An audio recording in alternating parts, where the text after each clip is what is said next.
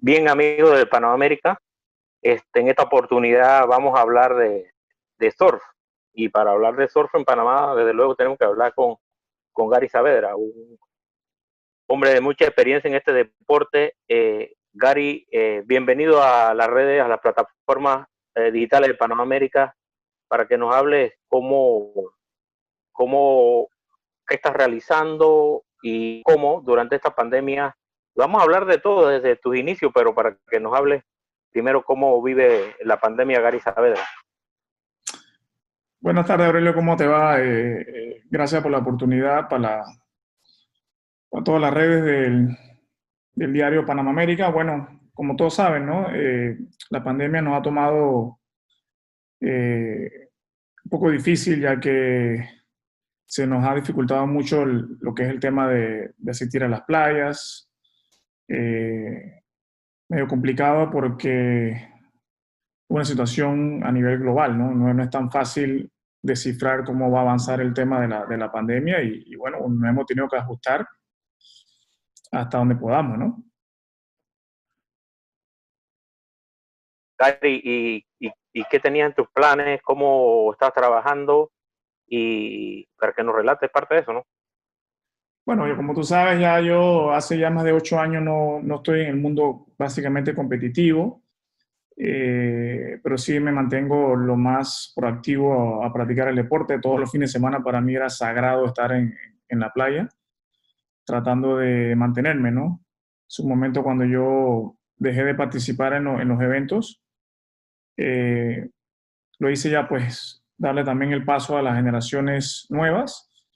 Sin embargo, nos manteníamos muy activos, tratando siempre de mantener las condiciones físicas, tratar de tener un cuerpo, cuerpo y mente sana y nada, se ha complicado cada vez más. Esta pandemia ya van casi 5 meses que hemos estado en casita, eh, y hemos tratado de respetar las normas a su cabalidad, ¿no? Ya, Gary, entrando en materia, para que nos hable, ¿cómo fue tu inicio? ¿A los cuántos años empezaste a practicar el surf y cómo fuiste avanzando? Bueno, es medio irónico, ¿no? Cómo empecé a surfear. Mis abuelos tenían un negocio frente al mar en una playa en Los Santos, eh, playa El Rompío. Entonces allí todos los veranos nos mudábamos a la playa. Ahí mis abuelos nos quedábamos allí. Ahí fue donde yo empecé prácticamente gracias a un amigo que tenía la única tabla de surf por allí, a insistirme: Gary, métete, tú siempre estás aquí. Y como siempre estuve muy cerca al mar, me dio esa curiosidad. Entonces ahí empecé básicamente mis primeros pasos, aprendí a surfear allí y ya después, a medida que uno quiere algo más, entonces empecé a querer probar otras playas como Playa Venado, y todos los fines de semana que podíamos de la escuela nos íbamos para allá, para Playa Venado, muchas veces hasta en ride, muchas veces porque no había casi ni transporte. Entonces era un grupito pequeño y ahí fue donde entonces ya quedé muy metido en el deporte, ya que todo el mundo decía: mira este pelado que está joven y tiene muchas habilidades. Y me siguió gustando, me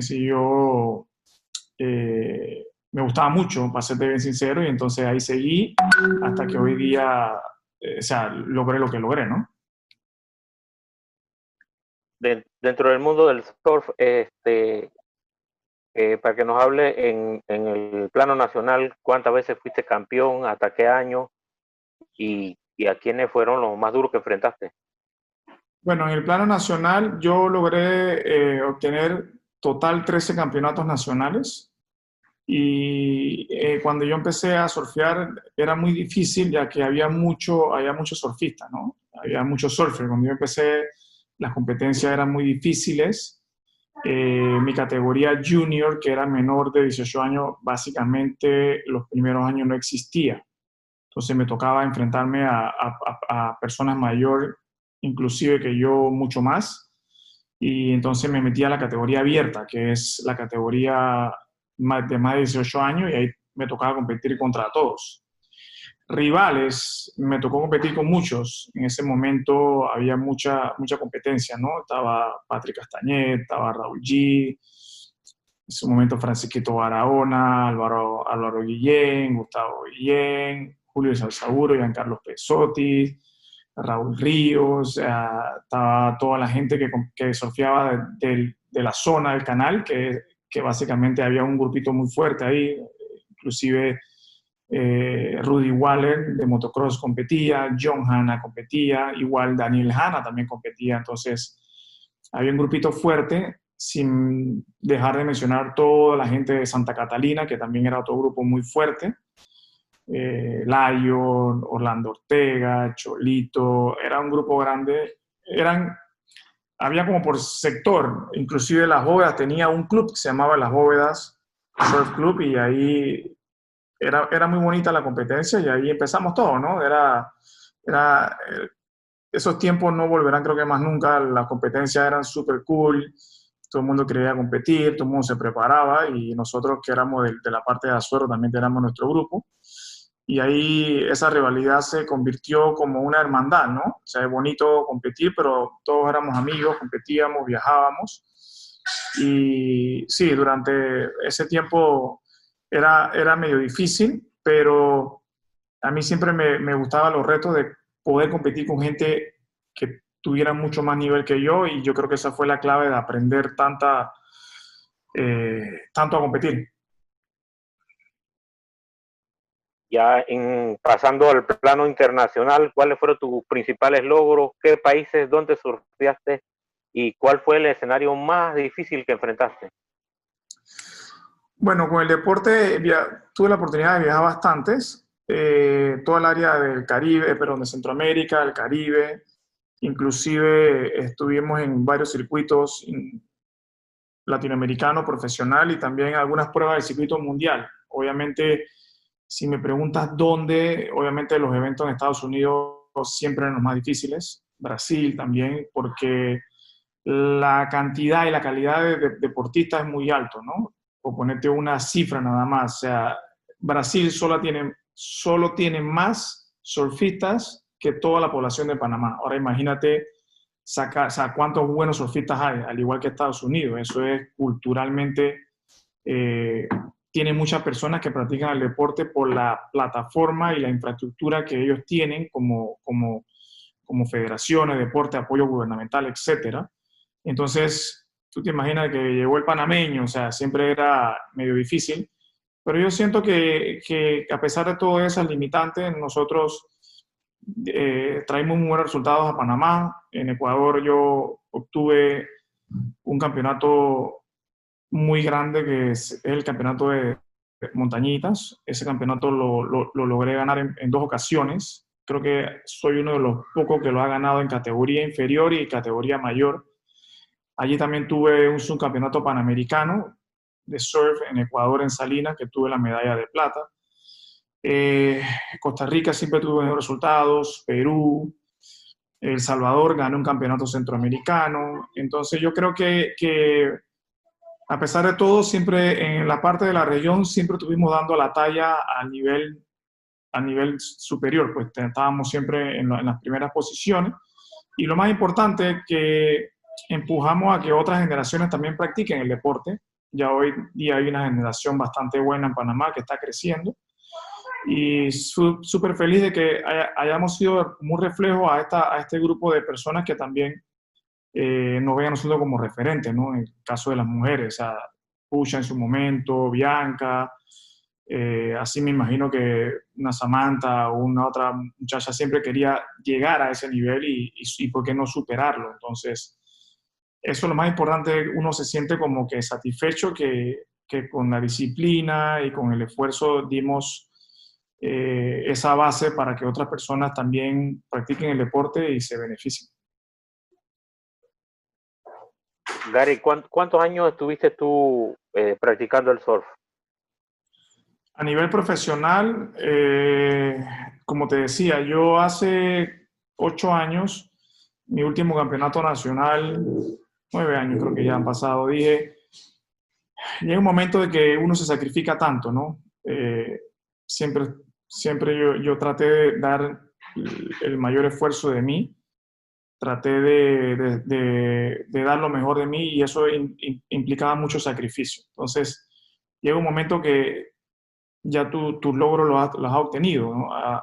Eres campeón nacional, ¿qué vas a hacer? ¿Vas a ganar un campeonato más? Eso no te va a hacer más grande ni más chico. Llegó el momento que tuve la oportunidad de hacer mi familia, ya no quería estar alejado de ellos, tuve mi primera hija y entonces ya todo fue mermando esas ganas o deseo de tener que estar aquí, de tener que estar viajando, pero sumando desde que empecé y todo lo que fue mi carrera deportiva, yo estuve en esto empecé a los 12 años, después profesionalmente tuve alrededor como de 18 a 20 años, lo que fue compitiendo y viajando. Entonces llegó un momento que, como te dije, no, ya no tenía ese empuje, ese impulso. Después también en deporte bastante caro, tema de los apoyos era casi imposible. Si no hubiese sido por mi familia el apoyo de la empresa privada y compañía afuera,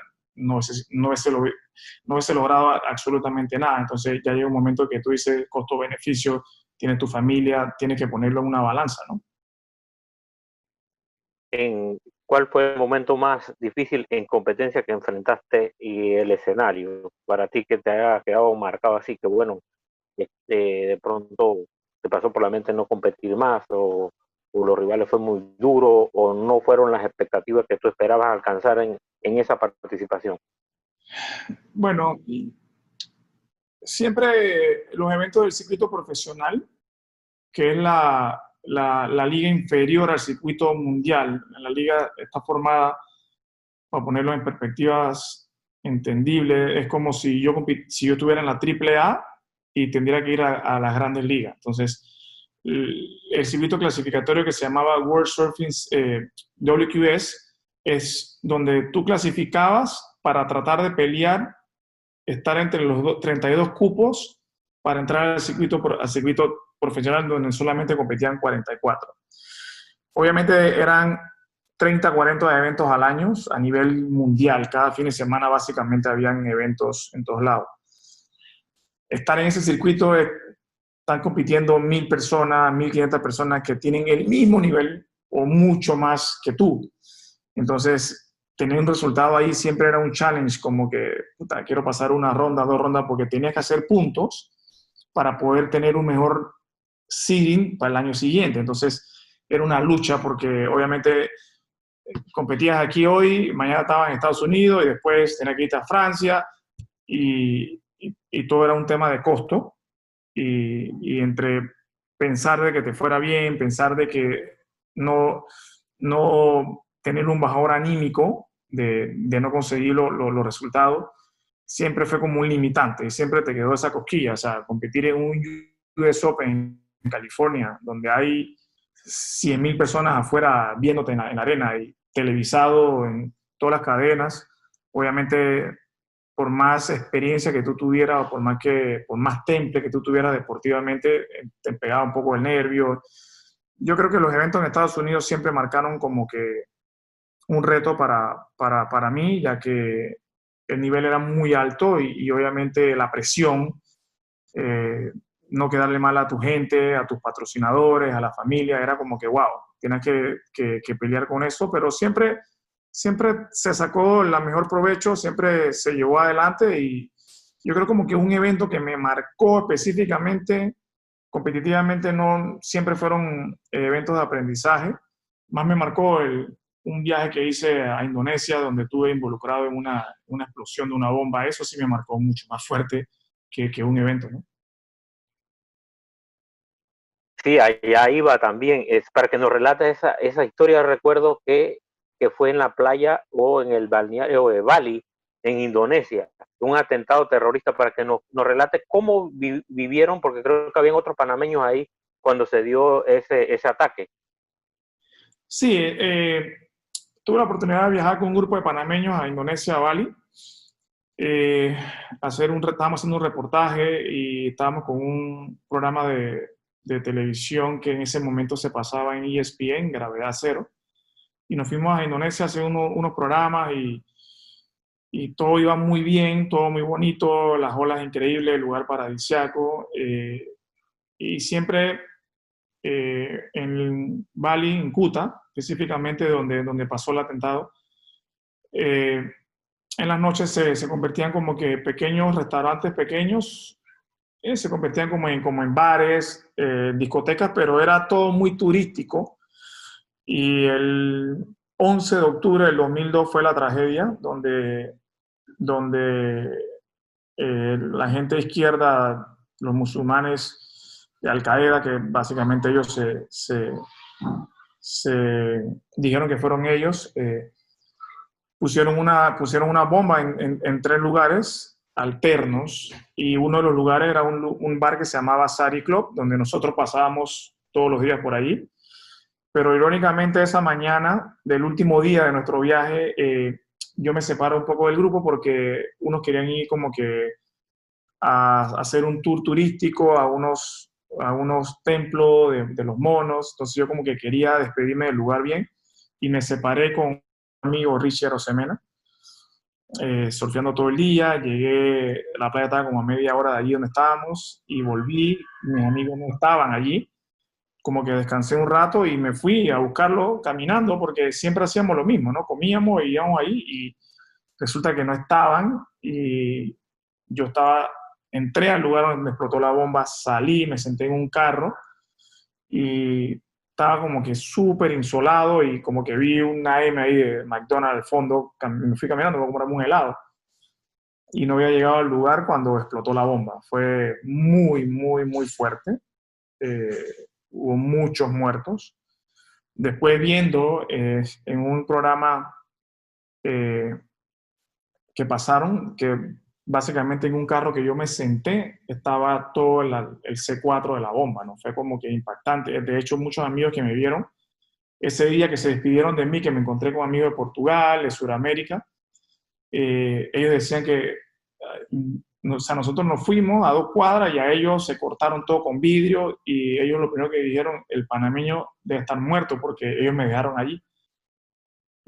Fue súper impactante el tema del atentado, ver ese montón de personas pidiéndote ayuda, hospitales, y sí, sí que marcó básicamente mi vida. Hasta el día de hoy recuerdo eso como si fuera ayer y nada, tuve una segunda oportunidad de vivir. Y sí, éramos un grupo de panameños. Ese día, como te dije, nos habíamos dividido, pero la noche anterior todos estábamos allí hasta tarde. O sea que si hubiese sido el viernes la bomba, todos hubiéramos estado muertos definitivamente. Y ese momento que decías, tú prácticamente se sentaste el carro que tenía la bomba en uno de los tres, porque eran tres bombas simultáneas. Es que eran como tres bombas simultáneas en diferentes bares. Eso fue como que una represalia al gobierno australiano, que había mandado tropas al tema de la guerra del Golfo, y esta gente dijo, ah, sí, aquí vienen muchos extranjeros australianos, porque en verdad en avión es 3 horas, mismito, ¿no? Muchos de los pelados de la escuela usan ese lugar para irse a vacacionar, y estaban de vacaciones en ese momento, y le pusieron como que una bomba. Y sí, después, irónicamente, vi el reportaje en Discovery Channel y la bomba estaba puesta en ese carro que yo estuve sentado. Hasta que me erizo todavía, pero yo me dio una segunda oportunidad de vivir, ¿no?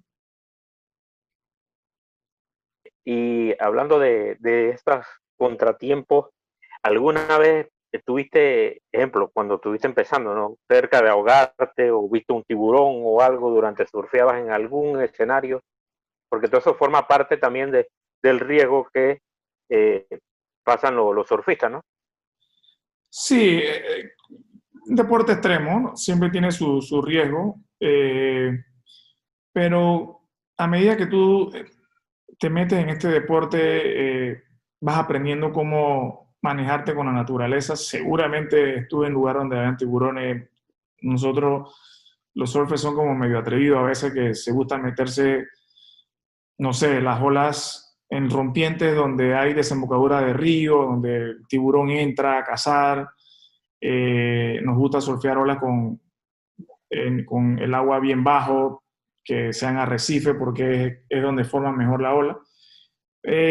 Como tema de ahogarme en sí, no empezando porque uno como que sabe hasta dónde son sus límites, uno siempre sabe hasta dónde llegar. Esto es lo bonito de este deporte, que uno aprende a manejarse, o sea, uno sabe que de su condición física sabe hasta dónde llegar. No es como que uno, como todo, uno siempre quiere ir más y más y más, pero también sabe que tiene un riesgo y uno aprende a respetar. O sea, el mar, hasta el día de hoy yo el mar lo respeto mucho.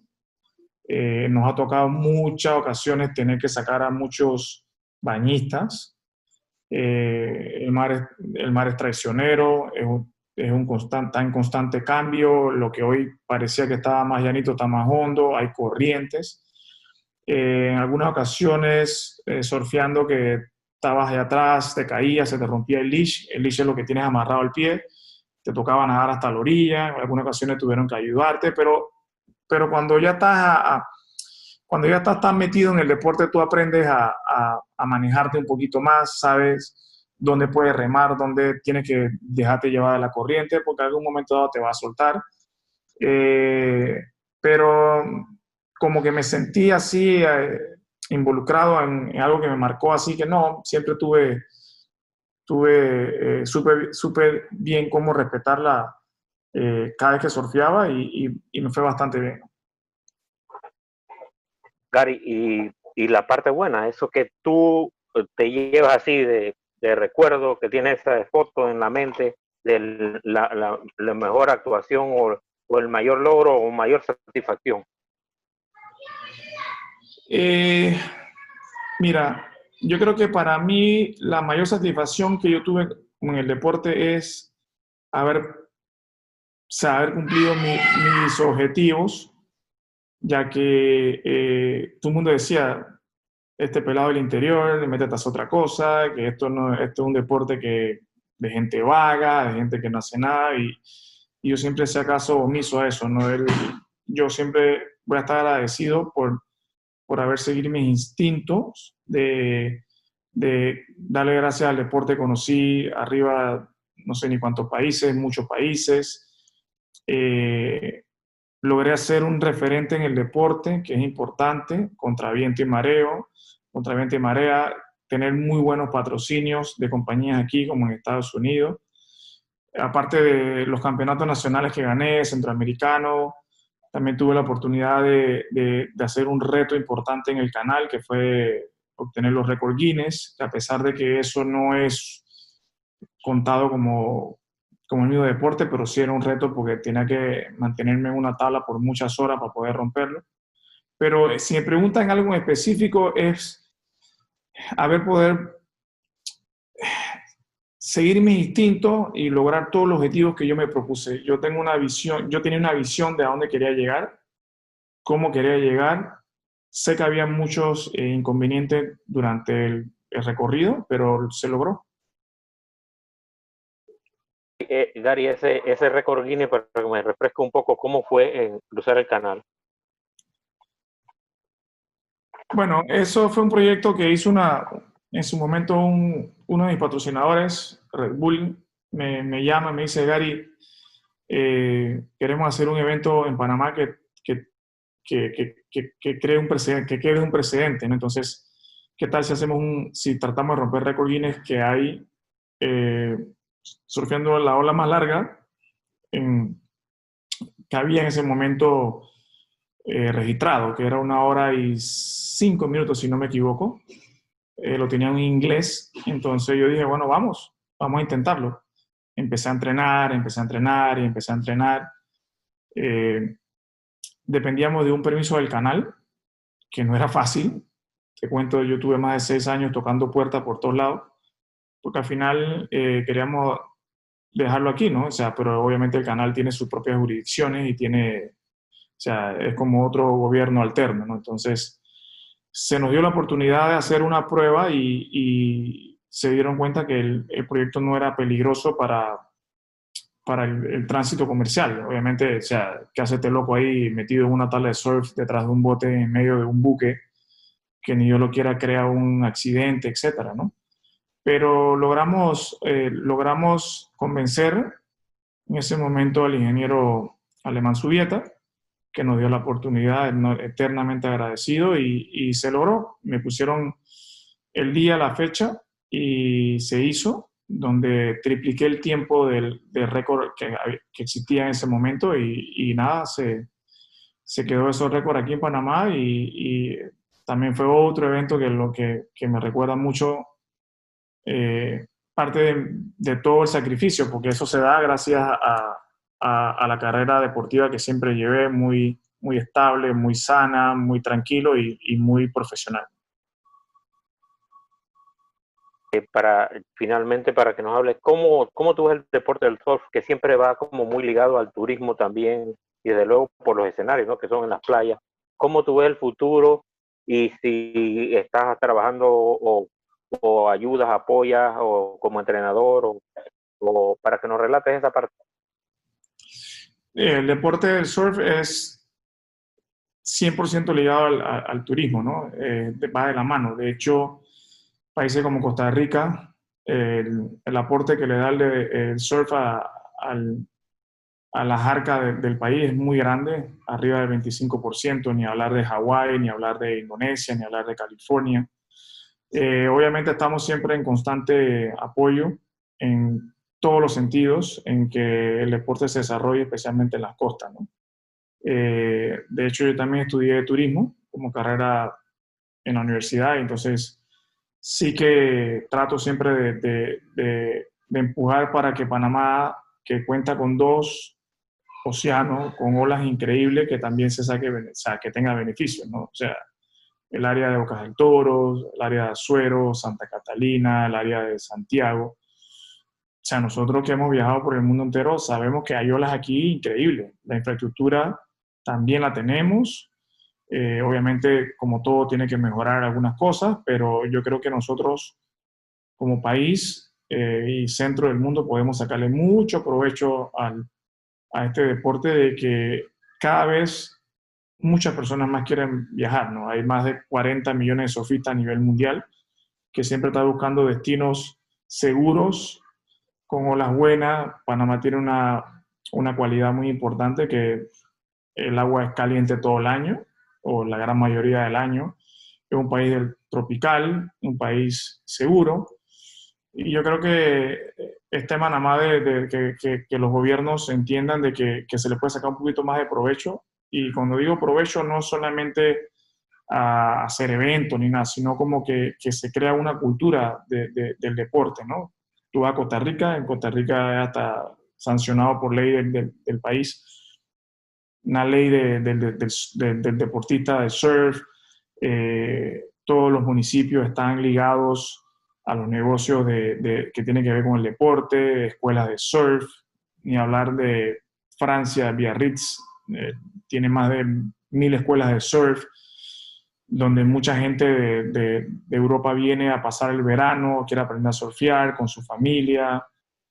Y nada, Panamá puede lograr mucho más, y yo creo que eso es lo que tenemos que enfocarnos y apuntar, ¿no? Que también los gobiernos también se le dé el aporte, o piensen un poquito más, que países como Costa Rica, inclusive Nicaragua, El Salvador, le están metiendo muy duro a esto, porque todo el mundo quiere practicar el deporte. Es un deporte que te quedas, conoces el país.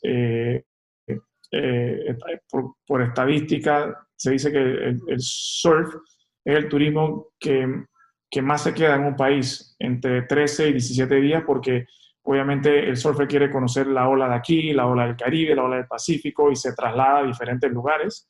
Y obviamente cada vez que se queda está pagando hotel, comida, y le dejan muchas divisas al comercio. Bueno, agradecido, y para que nos hable ya finalmente, ¿cuál es tu participación? ¿Es como tienes alguna faceta de entrenador o simplemente ya lo haces por diversión y para mantenerte dentro del mundo del deporte del surf?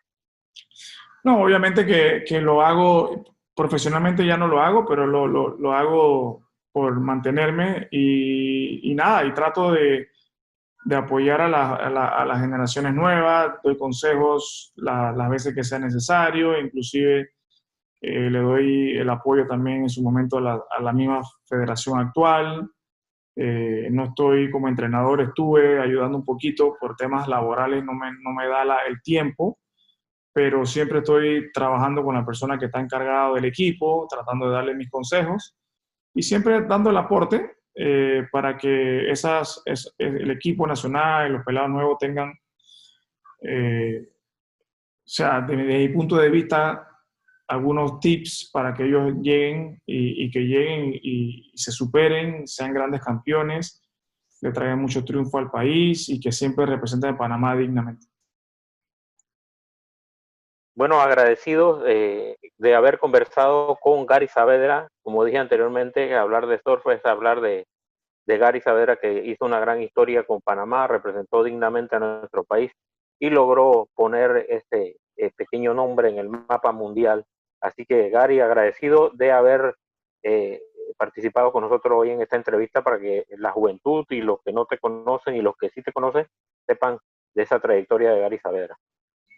Gracias a ustedes y nada, darle un pequeño consejo a las generaciones nuevas, que hagan deporte, se alejen de todos los vicios, es muy importante, que lo hagan con convicción, que lo hagan al nivel competitivo, si quieren llegar, pueden llegar, que no hay un techo, el techo se lo ponen ellos mismos, siempre y cuando ellos se enfoquen y se sacrifiquen. En el deporte no hay nada regalado, es mucho sacrificio, cualquier tipo de deporte, así que nada más que los exhorto a que lo hagan, que formen su propio objetivo y van a llegar. Bueno, agradecido Gary Saavedra y hasta luego.